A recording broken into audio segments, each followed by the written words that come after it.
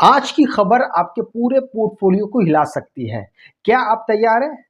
अगर आप मार्केट में ट्रेड करते हैं या निवेश करते हैं तो आज का ये वीडियो आपके लिए बेहद ज़रूरी है, क्योंकि 27 मार्च 2026 के ग्लोबल इवेंट्स ने पूरी दुनिया के बाजार को हिला दिया है। आज सिर्फ निफ्टी या बैंक निफ्टी नहीं, बल्कि पूरी दुनिया का मार्केट एक बड़े अनिश्चित दौर से गुजर रहा है। सबसे बड़ी वजह ये है कि ईरान और अमेरिका के बीच जो चल रहा है तनाव, उसमें बहुत भारी आपको कुछ प्रॉब्लम के साथ बहुत सारी चीज़ें दिखाई दे रही है, जिसने क्रूड ऑयल से लेकर गोल्ड तक हर एक एसेट क्लास को प्रभावित किया है। खबरों के मुताबिक इस जियोपॉलिटिकल टेंशन की वजह से ग्लोबल मार्केट में भारी उतार चढ़ाव देखने को मिल रहा है और इसका सीधा असर भारत के बाजार पर पड़ रहा है। आज की सबसे बड़ी खबर ये रही कि भारत का बाजार बुरी तरह गिरा और सेंसेक्स करीब 1700 पॉइंट तक टूट गया, जबकि निफ्टी 22,850 के नीचे बंद हुआ और इस गिरावट में लगभग 9 लाख करोड़ की मार्केट वैल्यू खत्म हो गई। इसके पीछे कई कारण हैं। कमजोर रुपया, बढ़ते क्रूड ऑयल की कीमतें और सबसे बड़ा कारण कि एफआईआई की लगातार बिकवाली।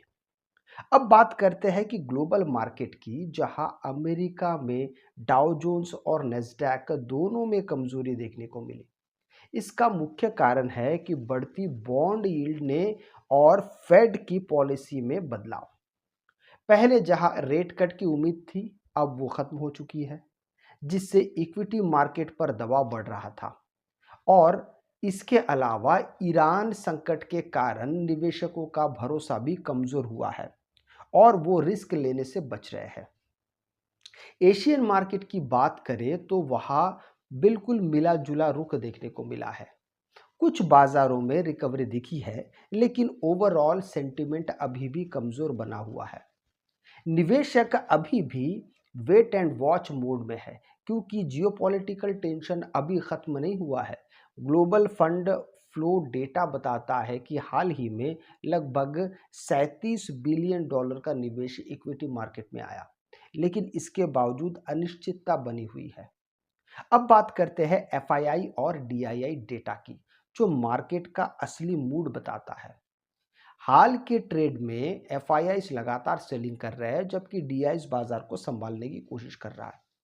उदाहरण के तौर पर पहले के डेटा में एफआईआईस ने हजारों करोड़ की बिकवाली तो की थी, जबकि डीआईस ने खरीदारी कर मार्केट को सपोर्ट दिया।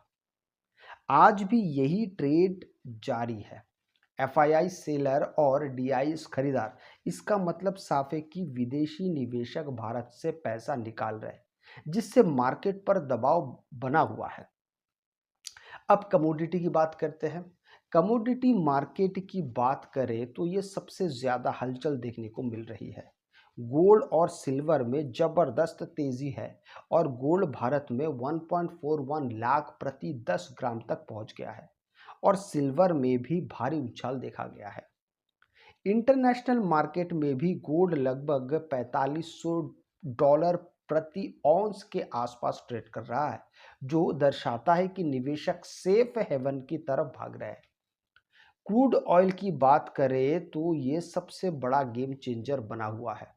ईरान संकट और स्ट्रेट ऑफ होर्मुज के कारण सप्लाई में दिक्कत आई है, जिससे ऑयल की कीमतें 100 से लेके 110 प्रति डॉलर प्रति बैरल के ऊपर बनी हुई है।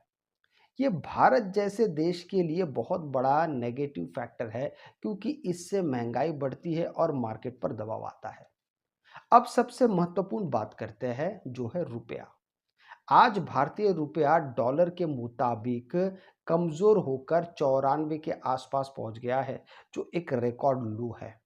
रिपोर्ट के मुताबिक रुपए की कमजोरी का मतलब है कि विदेशी निवेश में और भी कम हो सकता है और इंपोर्ट महंगा हो जाएगा, जिससे बाजार पर और दबाव बढ़ेगा।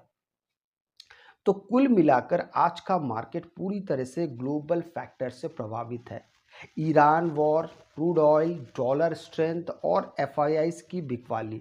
अगर आप ट्रेडर हैं तो आपको बहुत सावधान रहने की ज़रूरत है, क्योंकि वॉलेटिलिटी बहुत ज़्यादा है। और अगर आप निवेशक हैं तो ये समय समझदारी से निर्णय लेने का है, क्योंकि ऐसे समय में ही बड़े मौके भी बनते हैं। इसलिए आपको इन सब बातों को बहुत ज़्यादा ध्यान से देखने की आवश्यकता है, और अगर आपको ये वीडियो अच्छा लगे तो लाइक शेयर सब्सक्राइब ज़रूर कीजिएगा। आपसे मैं अगले वीडियो में मिलता हूँ, तब तक के लिए जय हिंद।